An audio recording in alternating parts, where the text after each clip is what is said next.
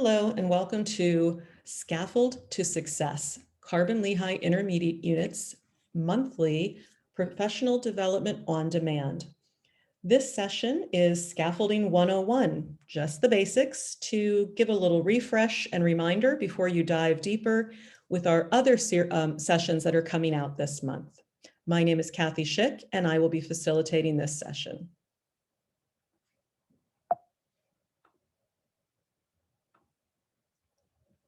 You may want to pause here for a moment and jot down this bit.ly address.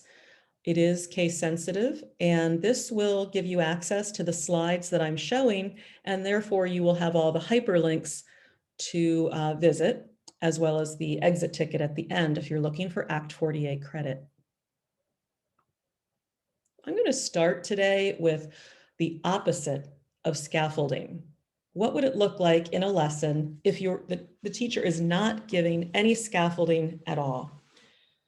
Well, this would be when we say to the students, read this 9-page science article, write a detailed essay on the topic it explores, and turn it in by Wednesday. So we're giving no support, no safety net, no examples.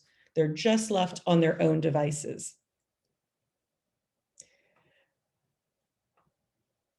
So what is scaffolding? Well, it's the opposite of that. It's learning in stages. It's connecting new to known. It's guided to independent learning. It's support. But the art of teaching is knowing what is the right amount of support, what kind of support should I give, and when can I pull back on that support? In the past few years, we've heard a lot about differentiating instruction. And for some, it sounds a lot like scaffolding. So I just want to clear up where the difference lies with those two. So in scaffolding, the teacher would perhaps preview the text with the group, discuss key vocabulary, or might even chunk the text, and then read and discuss as you go. So there's different support there. Whereas in differentiating, it's not really giving support, it's giving an entirely different piece of text to read or assignment or discussion topic. So they do differ. However, they also have some commonality, and that is that they both rely on you, the teacher, knowing both your individual students and the group, knowing their zone of proximal development. So that might take you back to your college days, the ZPD. And this is the distance between what we can do by ourselves and the next learning that needs to be achieved that we need assistance to get there. It's the gap. So let's look at that a little bit deeper, just as a reminder. In the center of the circle A, here's what our students can do. What we want them to do or learn is out in B, but they won't be able to do that even with support. They're not there yet. That's down the road. We want to teach them in the zone of proximal development. We want to take them to the next ring of instruction. We want to strengthen their learning, grow their learning. They're not ready for B yet. They are ready to learn new with support. Let's look at that a little bit differently. Let's look at the upper right-hand corner where we have frustration and anxiety zone. That happens when we are giving a high challenge and very low support. That takes me back personally to 7th grade algebra, where the teacher would give a lot of challenge and no support. And I did feel frustrated and very anxious. I bet you can come up with a situation where you felt that way too. Going clockwise to the bottom right-hand side, we see a boredom zone of learning, and that's where the support is low, but the challenge is low too. So there's really not much for me to do as a learner. I don't really need a lot of support because there's no challenge. And, that just leads to boredom. Continuing on to the bottom left side, we have the comfort zone. Unfortunately, this is where we as teachers, I think, stay too long. We give high support with an inadequate challenge, a lower challenge. Yes, students succeed here, but they get very comfortable and there's really not a lot of new learning taking place. We definitely need to hit this place for practice. We need to have kids in the comfort zone for sure. That's not a terrible place to be. But for new learning to take place, we have to go to the upper left-hand corner, the zone of proximal development. This is where students are most engaged and learning takes place. And that is when you are challenging your students, but you're also giving them the appropriate amount of support that they can meet that challenge. They may have to try again. They may have to go back and start over, but the challenge is there and the level of support is there. That's where we want the teaching sweet spot to be. So really, scaffolding as a teacher is what you do first. Scaffolding is really the art of teaching. I think pretty much anybody can open a teacher's manual and figure out what to do with a teacher's manual that gives step-by-step instructions. That's not teaching. The art of teaching is knowing how to find that zone of proximal development, how to give the right amount of challenge with the right amount of support so that learning takes place and these learners engaged. We do scaffolded instruction. Well, I'm going to look at number 3 first, because it increases engagement, which is so positive. It increases comprehension, understanding. If I have it supported so that I can keep learning in small chunks, I will be able to understand more and I'll be able to problem solve better. And of course, it creates a more positive environment when students know that you're throwing a tough challenge at them, but they're going to get the support they need to meet that challenge and to learn and have success. Scaffolding does take time. It's it's easy just to say I have to stay on my schedule. I have to keep moving. Take the time to scaffold because it pays off in the end. I keep in mind this little mantra of scaffolding. I do, we do, you do. And that is basically saying I as the teacher am going to model, then we'll do it together in some capacity, and then I'm going to give you time to do it on your own. Just a simple way of looking at it. But first, to scaffold, you need to understand the strength of the class. What have you been working on? What have they done successfully? What learning has taken place? And what would be the next logical step from there? Look at your lessons as your lesson planning and identify the points where scaffolding is needed. So if you're an experienced teacher, you're probably very, very readily able to say, this always trips the students up, this part.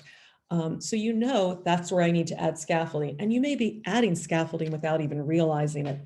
As a newer teacher, you may be surprised where kids find challenges. So you'll want to make sure that you're ready to scaffold as needed and that you'll reflect on lessons afterward and make notes about what scaffolding is needed next time I do this, or even tomorrow. What do I need to revisit and use scaffolding with? And then determine, how am I going to scaffold this? What is needed here? Is it a 5-minute conversation or is it a full-blown lesson to get us to the next point? And finally, you need to know when to stop scaffolding, pull away the scaffolds, and let them do it on their own with less support.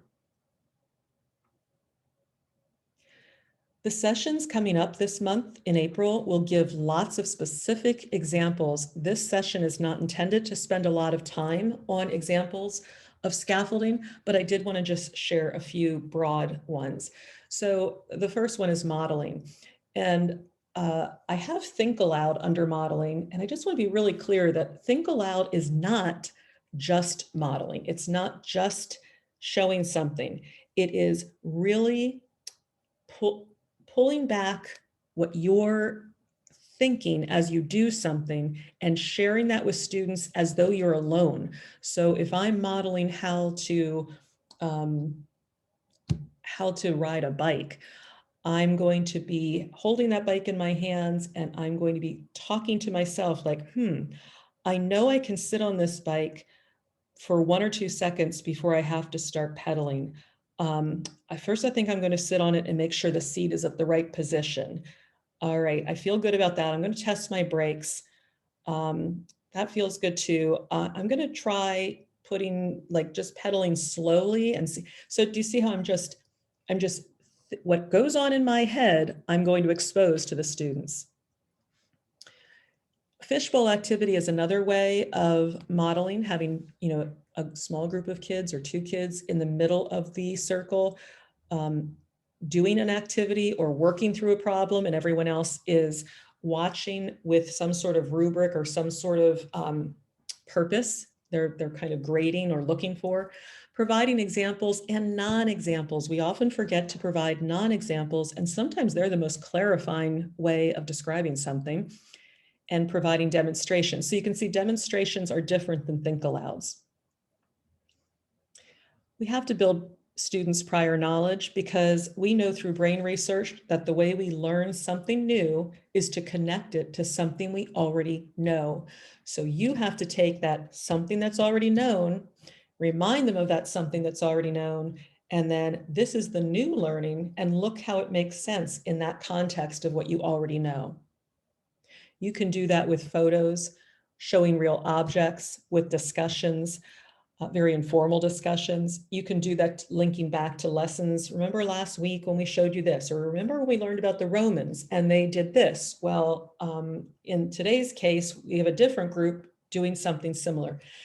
And by the way, the underlines are hyperlinks. So you can look at some short videos on some of these topics. Of course, building vocabulary. I think every teacher knows that we have to pre-teach, identify the challenges and pre-teach some vocabulary. What we're not as good at is making that an engaging experience for students. So as we all know, it is proven ineffective to give students a list of words and ask them to look them up and copy the definitions. That's really does not promote any depth, any learning depth. So if you feel you're not pre-teaching vocabulary in an effective way, there are a million YouTube videos on this and articles to read, excuse me, on graphic organizers to use. Think partners, think pair and share ways to pre-teach vocabulary, word walls, all kinds of ways, and activities to do with the word walls, all kinds of ways to make learning new vocabulary in small chunks interesting.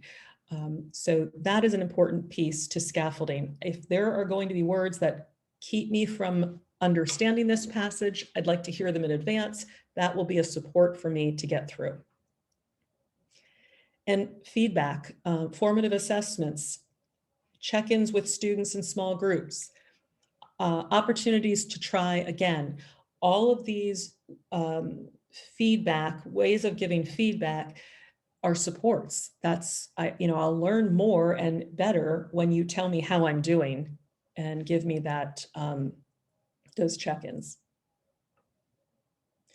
So the key takeaways for this very brief introduction is to know your students' strengths. Think about that zone of proximal development and find that place where you can give enough challenge with enough support that keeps kids engaged and keeps them on the learning, rich learning is taking place. And to do that, you need to know where you think challenges will be and determine what is the scaffolding activity that you can do to get them to meet that challenge. So that I do, we do, you do.